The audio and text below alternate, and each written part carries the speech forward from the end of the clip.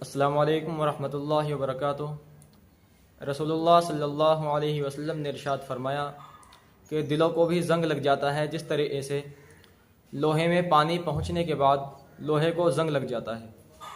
عرض کیا گیا یا رسول اللہ، کیا وہ کون سی چیز ہے جس سے دلوں کی صفائی ہو جائے؟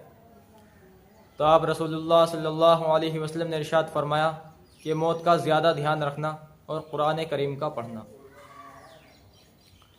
کہ اگر انسان موت کا زیادہ دھیان رکھے گا، دنیاوی زندگی میں کم لگے گا، تو انشاءاللہ اللہ تعالیٰ اس کے دل کو صاف رکھے گا۔ حضرات اس ویڈیو کو زیادہ سے زیادہ شیئر کریں تاکہ ہمارے ہر مسلمان بھائی کو یہ معلوم ہو کہ دلوں کو بھی زنگ لگ جاتا ہے تو دلوں کی صفائی کیسے کریں۔ اگر یہ ویڈیو اچھی لگی ہو تو لائک شیئر کمنٹ ضرور کرنا، اور ایسی ہی ویڈیو دیکھنے کے لیے چینل کو سبسکرائب ضرور کریں۔